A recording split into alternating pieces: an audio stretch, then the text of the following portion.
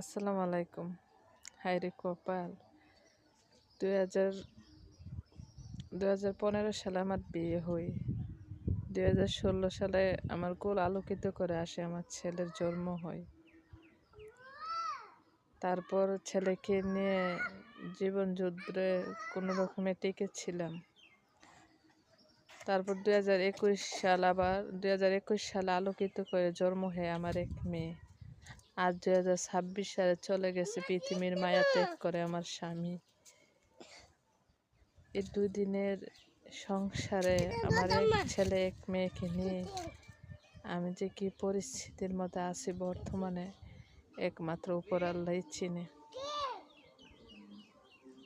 তাই আপনারা সবাই আমার জন্য দোয়া করবেন, আমি যাতে আমার ছেলে এবং মেয়েকে নিয়ে আগলে নিয়ে বাঁচতে পারি।